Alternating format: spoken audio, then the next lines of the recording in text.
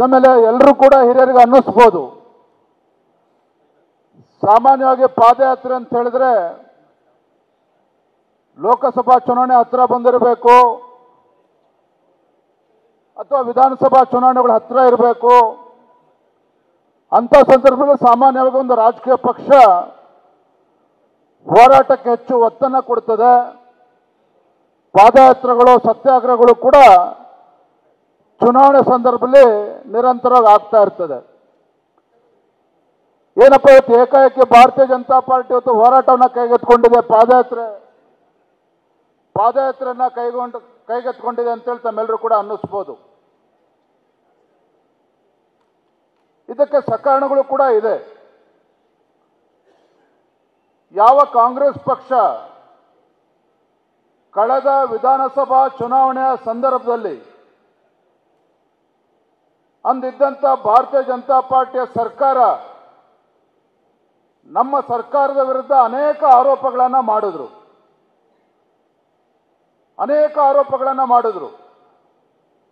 ಸನ್ಮಾನ್ಯ BS ಯಡಿಯೂರಪ್ಪನವರು ಅವರ ಒಂದು ಆಡಳಿತ ಅವಧಿಯಲ್ಲಿ ಬಸವರಾಜ ಬೊಮ್ಮಾಯಿ ಅವರು ಮುಖ್ಯಮಂತ್ರಿಗಳಾಗಿ ಸರ್ಕಾರ ನಡೆಸ್ತಾ ಇರ್ತಕ್ಕಂಥ ಸಂದರ್ಭದಲ್ಲಿ ಅನೇಕ ಜನಪರ ಯೋಜನೆಗಳನ್ನು ಕೊಟ್ಟು ತೀರ್ಮಾನಗಳನ್ನು ತೆಗೆದುಕೊಂಡರೂ ಸಹ ನಮ್ಮ ಮೇಲೆ ಸಾಕಷ್ಟು ಅಪಪ್ರಚಾರವನ್ನು ಕಾಂಗ್ರೆಸ್ ಪಕ್ಷ ಮಾಡೋದ್ರಲ್ಲಿ ಯಶಸ್ವಿ ಆಯಿತು. ಭ್ರಷ್ಟಾಚಾರದ ಬಗ್ಗೆ ನಾನಾ ರೀತಿಯ ಆರೋಪಗಳನ್ನು ನಮ್ಮ ಸರ್ಕಾರದ ಮೇಲೆ ಮಾಡಿದ್ರು. ಮಾಧ್ಯಮದ ಸ್ನೇಹಿತರು ಕೂಡ ಇಲ್ಲಿದ್ದಾರೆ. 40% ಸರ್ಕಾರ ಅನ್ನೋದನ್ನ ಬಹಳ ವ್ಯವಸ್ಥಿತವಾಗಿ ನಮ್ಮ ವಿರುದ್ಧ ಅಪಪ್ರಚಾರವನ್ನು ಮಾಡಿದ್ರು.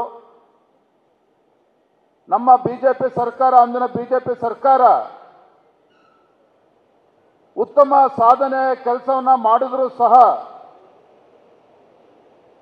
ಜನರಿಗೆ ಬಹಳ ಹತ್ತಿರ ಇದ್ರೂ ಸಹ ನಮ್ಮ ಮೇಲೆ ಇರ್ತಕ್ಕಂಥ ಅಪಪ್ರಚಾರಗಳನ್ನು ಮಾಡಿ ರಾಜ್ಯದ ಜನರಿಗೆ ಒಂದು ಸುಳ್ಳನ್ನ 100 ಬಾರಿ ಹೇಳಿ ರಾಜ್ಯದಲ್ಲಿ ಅಧಿಕಾರಕ್ಕೆ ಬರ್ತಕ್ಕಂಥ ವಿಚಾರದಲ್ಲಿ ಕಾಂಗ್ರೆಸ್ ಪಕ್ಷ ಯಶಸ್ವಿ ಆಗಿದೆ.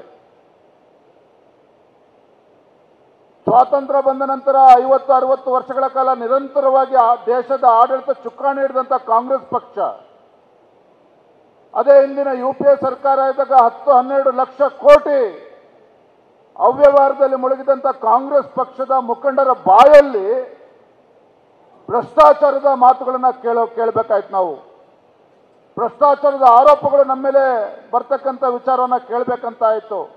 ನಾವು ಅದು ಹೇಳಿದ್ವಿ, ಕಾಂಗ್ರೆಸ್ ಮುಖಂಡರ ಬಾಯಲ್ಲಿ ಭ್ರಷ್ಟಾಚಾರದ ಬಗ್ಗೆ ಮಾತುಗಳನ್ನು ಕೇಳಿದ್ರೆ, ಕಾಂಗ್ರೆಸ್ ಪಕ್ಷದ ಮುಖಂಡರ ಬಾಯಲ್ಲಿ ನಮ್ಮ ಮೇಲೆ ಭ್ರಷ್ಟಾಚಾರದ ಟೀಕೆಗಳನ್ನು ಮಾಡಿದ್ರೆ ಭೂತದ ಬಾಯಲ್ಲಿ ಭಗವದ್ಗೀತೆ ಕೇಳಿದಂಗೆ ಆಗ್ತದೆ ಅನ್ನೋ ಮಾತುಗಳನ್ನು ಕೂಡ ನಾವು ಹೇಳಿದ್ವಿ. ಅದನ್ನು ಒಪ್ಕೋಬೇಕಾಗ್ತದೆ. ಸಾಕಷ್ಟು ಅಪಪ್ರಚಾರ, ಸುಳ್ಳು ಪ್ರಚಾರದಲ್ಲಿ ಯಶಸ್ವಿಯಾದಂಥ ಕಾಂಗ್ರೆಸ್ ಪಕ್ಷ ರಾಜ್ಯದಲ್ಲಿ ಸ್ಪಷ್ಟ ಬಹುಮತದೊಂದಿಗೆ ಅಧಿಕಾರಕ್ಕೆ ಬಂದಿದೆ ಅಂತಕ್ಕಂಥದ್ದು ನಾವು ಒಪ್ಕೊಳ್ಳೇಬೇಕಾಗ್ತದೆ. ರಾಜ್ಯದ ಜನರಲ್ಲಿ ಸಾಕಷ್ಟು ವಿಶ್ವಾಸವನ್ನು ತುಂಬಿಕೊಂಡು ಬಂದಿದ್ರು. ಕಾಂಗ್ರೆಸ್ ಪಕ್ಷ ರಾಜ್ಯದಲ್ಲಿ ಅಧಿಕಾರಕ್ಕೆ ಬಂದ ನಂತರದಲ್ಲಿ ನಾವು ಉತ್ತಮ ಆಡಳಿತನ ಕೊಡ್ತೇವೆ, ಒಂದು ಭ್ರಷ್ಟಾಚಾರ ರಹಿತ ಸರ್ಕಾರವನ್ನ ಜನರಿಗೆ ಭ್ರಷ್ಟಾಚಾರ ರಹಿತ ಆಡಳಿತನ ರಾಜ್ಯದಲ್ಲಿ ಕೊಡ್ತೇವೆ ಅಂತ ಹೇಳಿ ಭರವಸೆನ ಇಟ್ಟು ರಾಜ್ಯದಲ್ಲಿ ಅಧಿಕಾರಕ್ಕೆ ಬಂತು. ಸನ್ಮಾನ್ಯ ಸಿದ್ದರಾಮಯ್ಯನವರು ಮುಖ್ಯಮಂತ್ರಿಗಳಾದರು. ಬಂದ್ರೊಳಗೆ ಸರ್ಕಾರ ಬಂದು 15 ತಿಂಗಳುಗಳು ಕಳೆದಿದೆ. ಅಭಿವೃದ್ಧಿ ಬಗ್ಗೆ ಯಾರೂ ಕೂಡ ಚಕಾರ ಎತ್ತುತ್ತಾ ಇಲ್ಲ. ಮುಖ್ಯಮಂತ್ರಿಗಳಾದಿಯಾಗಿ ಸಚಿವರು, ಶಾಸಕರು ಈ ಸರ್ಕಾರ ಕಳೆದ 15 ತಿಂಗಳಲ್ಲಿ ಯಾವುದೇ ಒಂದು ಹೊಸ ಯೋಜನೆಯನ್ನ ಇವರು ಘೋಷಣೆ ಮಾಡೋದಕ್ಕೆ ಸಾಧ್ಯ ಆಗಲಿಲ್ಲ.